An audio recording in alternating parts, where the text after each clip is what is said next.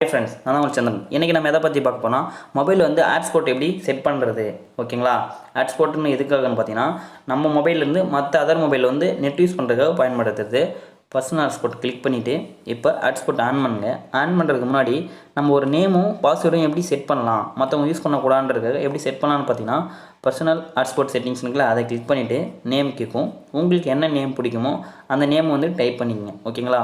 உங்களுக்கு என்ன தேவையோ அந்த நேம் டைப் பண்ணிங்க. செக்யூரிட்டின்றதில் கிளிக் பண்ணிங்கன்னா நன் கொடுத்தீங்கன்னா நோ பாஸ்வேர்டு, அதில் கீழே இருக்க 2 ஆப்ஷன் கொடுத்தீங்கனாலும் பாஸ்வேர்டு கேட்கும், ஓகேங்களா? அதில் வந்து நமக்கு என்ன பாஸ்வேர்டு தேவையோ அந்த பாஸ்வேர்டு வந்து செட் பண்ணிங்க, ஓகேங்களா? உங்களுக்கு பிடிச்ச பாஸ்வேர்டை செட் பண்ணிங்க. எதுக்காகனா அதர் யூஸர் யூஸ் பண்ணும்போது உங்களோட வைஃபை வந்து ஓப்பனில் இருக்கும்போது மற்றவங்களும் யூஸ் பண்ணலாம், ஓகேங்களா?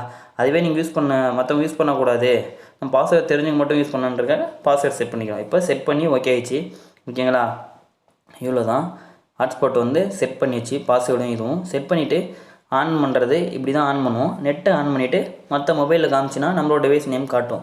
இல்லை இப்போ செட்டிங்ஸில் இப்படியே ஓப்பன் பண்ணி பண்ணணும் அப்படின்னு பார்த்தீங்கன்னா மேலே நெட்டை கனெக்ட் கீழே பர்சனல் ஹாட்ஸ்பாட் இருக்குல்ல, அதை கிளிக் பண்ணிங்கன்னா இந்த மாதிரி மெத்தட்லையும் ஆன் பண்ணலாம். ஃபஸ்ட்டு நம்ம செட் பண்ணுறது எப்படின்னு பார்த்தோம். இப்போ ஈஸியாக ஆன் பண்ணோன்னா மேலே ஸ்கொயர் பண்ணி ஆன் பண்ணி இப்போ இதை பண்ணால் ஒர்க் ஆகும், ஓகேங்களா? இவ்வளோ தான் ஃப்ரெண்ட்ஸ். நெக்ஸ்ட் வீடியோவில் பார்க்கலாம். பாய்.